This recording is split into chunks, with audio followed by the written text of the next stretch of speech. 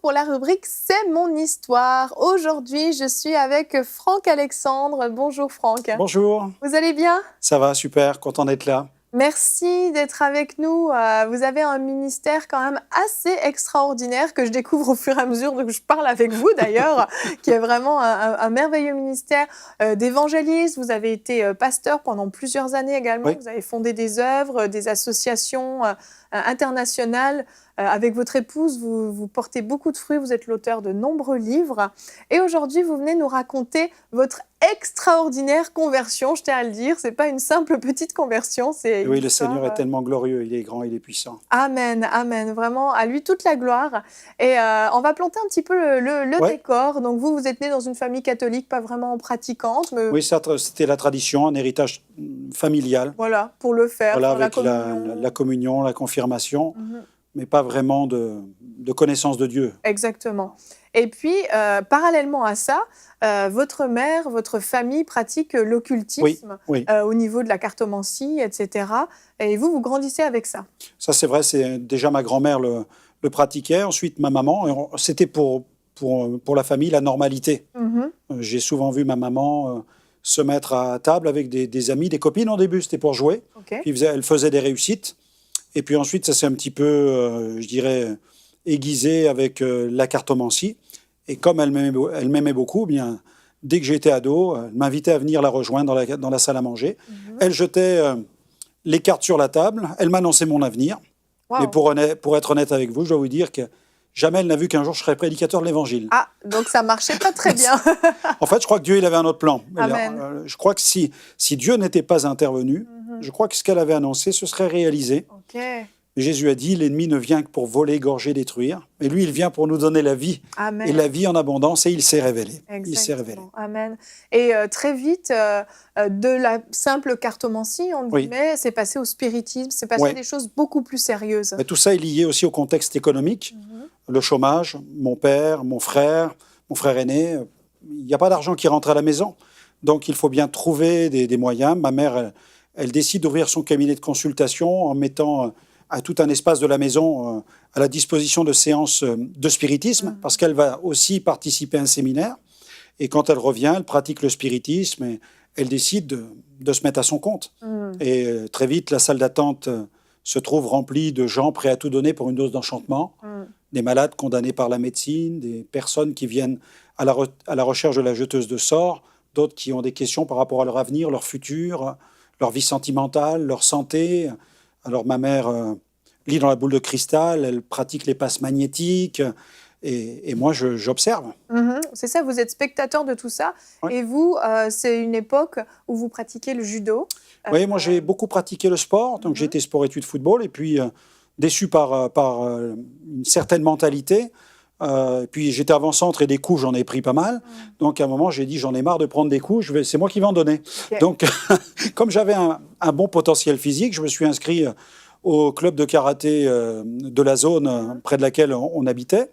Comme la plupart de mes amis étaient de cette zone-là, et puis qu'on avait pas mal de règlements de compte, il faut le dire, entre cités, j'ai dit, le karaté, ça va me servir. Oui. Et puis, et je me suis engagé dedans, et très vite, en quelques mois, j'ai passé les ceintures, et je me suis retrouvé à 18 ans, j'étais ceinture noire de karaté, première dan aussi, et je m'en servais dans le dojo, hors du dojo, et il y avait tout le côté aussi, je dirais, spirituel de ma maman qui m'intéressait, parce que j'évoquais aussi les esprits avec elle pour devenir champion du monde de karaté. D'accord. Parce que sur les tatamis, j'appelais les esprits pour qu'ils me donnent la force nécessaire. C'était ce que les esprits m'avaient promis dans des séances de spiritisme, qu'ils me donneraient l'énergie suffisante pour combattre mes adversaires et devenir le champion que j'ambitionnais. Ah oui, donc là, vous vous ouvrez à tout un Ouais. monde spirituel, Ah, c'est clair. mais pas le bon monde spirituel. J'espère devenir même associé de ma mère dans le cabinet de consultation, ouvrir ma salle de sport et être diplômé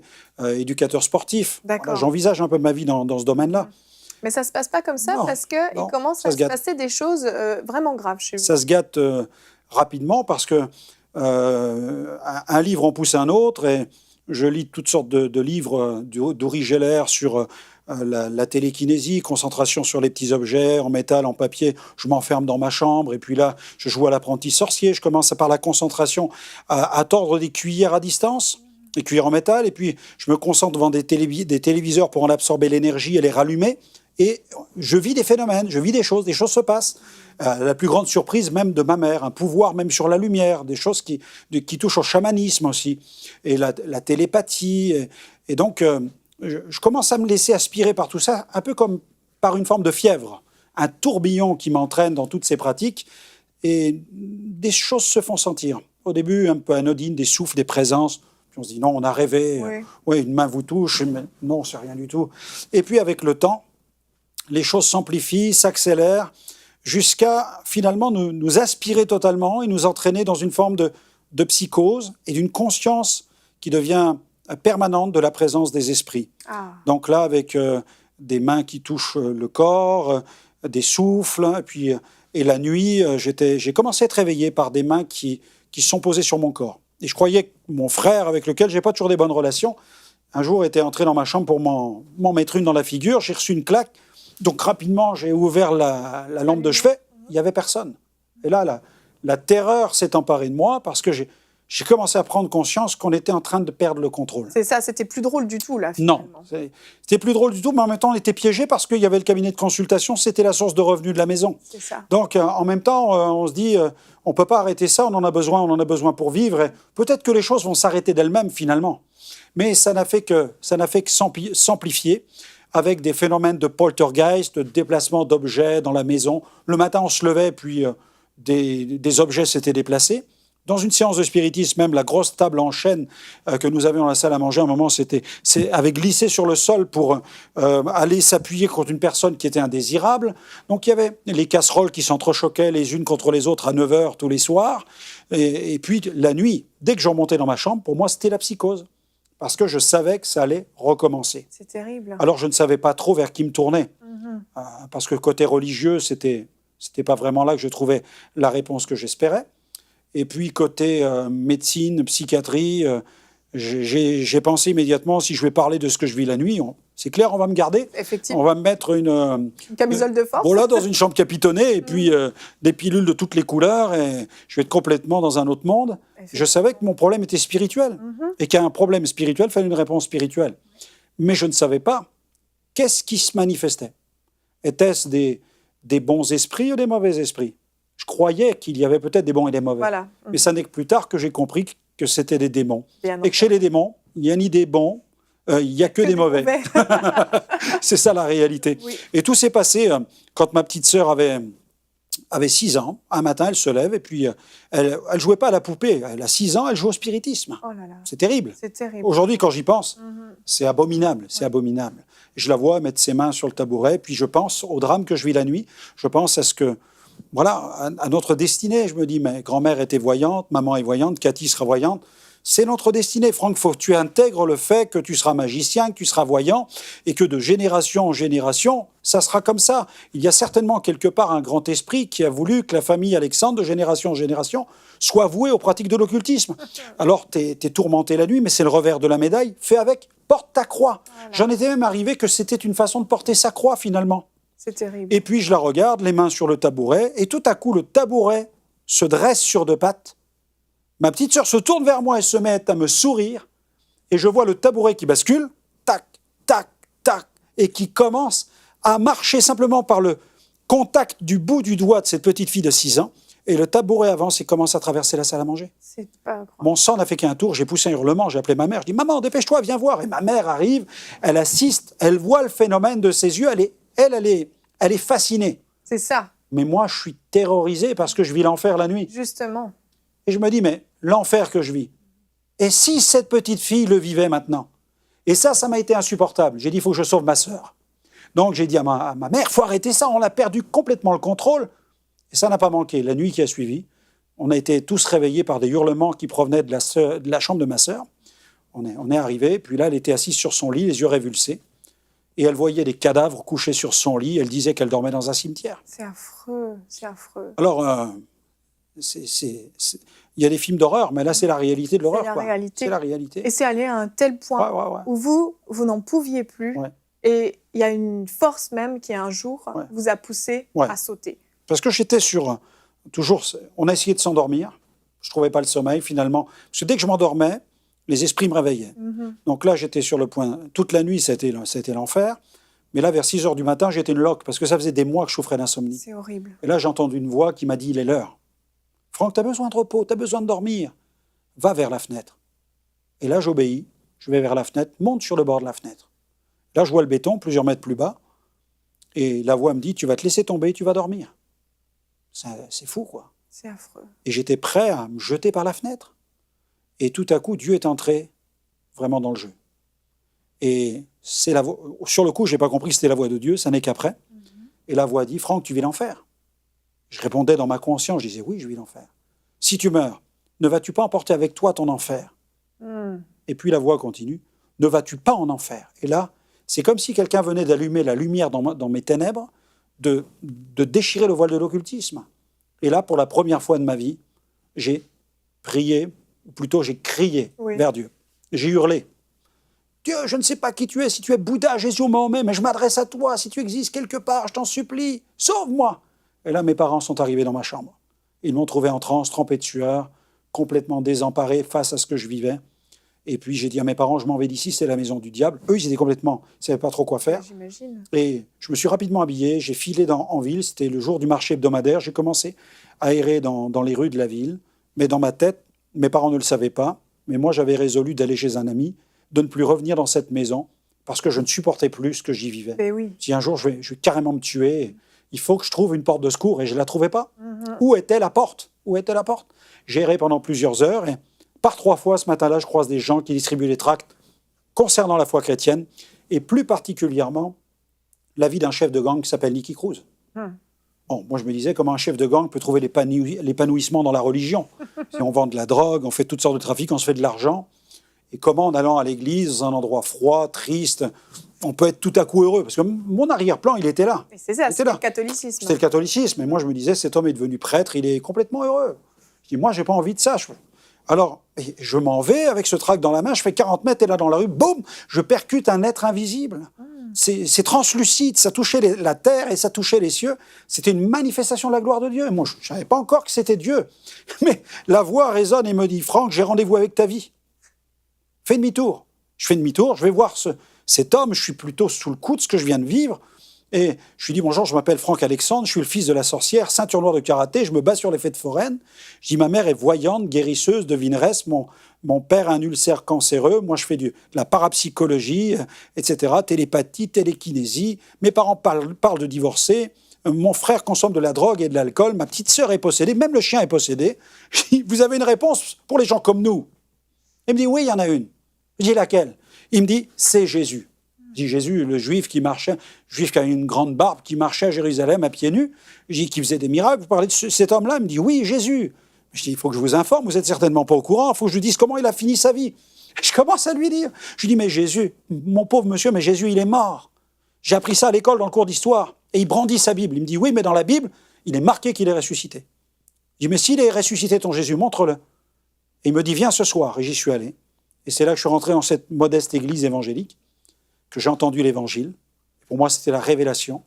J'étais convaincu vraiment de péché. Les démons se manifestaient en moi. Ça tremblait de partout. Le pasteur m'a imposé les mains. J'étais libéré instantanément. Parce que j'ai dit à Dieu, ma prière était simple. J'ai dit, j'étais à 100% pour le diable, je ne ferai pas moins pour toi. Mais si tu me délivres, je te servirai à 200%.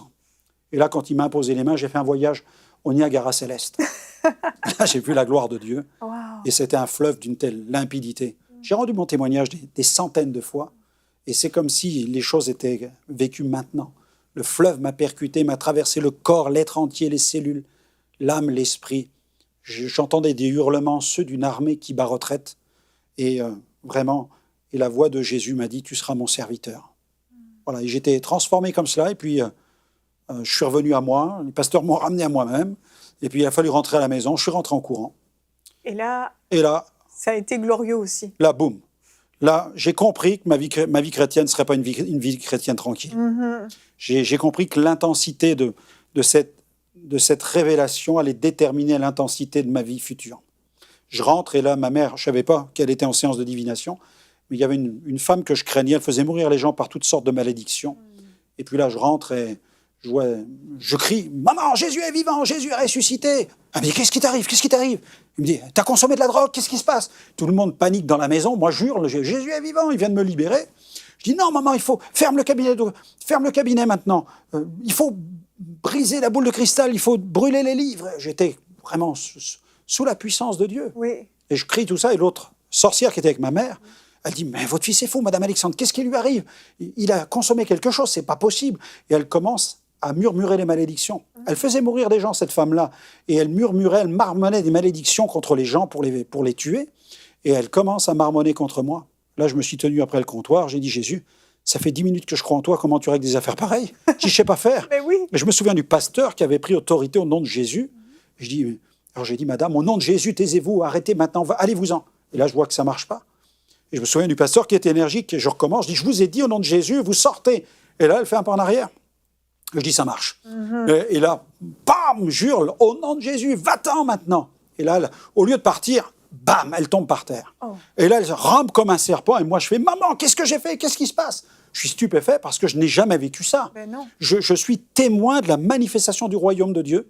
Et c'est de cette manière que... Et cette femme s'est relevée, elle est partie en courant dans la rue. Et ma mère, face à ce phénomène, s'est tournée vers le Seigneur. Mon père, lui, a vu ma transformation, celle de son épouse qui était libérée d'un esprit de divination. Lui, il est venu, on a prié pour lui, il était guéri de son ulcère cancéreux. Mon frère a vu ce qui s'est passé, libéré de drogue et d'alcool. Ma petite sœur aussi libérée des démons. Toute la famille, en quelques jours, s'est tournée vers Jésus-Christ. Oh, waouh voilà. C'est extraordinaire. Je n'ai pas de mots devant un témoignage. C'est Dieu, c'est seul Dieu est capable de faire des œuvres pareilles. C'est que toute la famille s'est vraiment convertie. Le retentissement a été étonnant parce que toute la clientèle, des centaines de clients qui sonnaient dès le lundi à la porte, les gens sont venus pendant des mois et on a pu prier pour des gens, voir des délivrances. Cette maison du diable est devenue un lieu de guérison et le Seigneur m'a appelé au ministère très vite. Oui. Et puis j'ai pu évangéliser hors de la famille et puis parler de Jésus dans le quartier où j'avais tous mes amis, mes copains italiens aussi.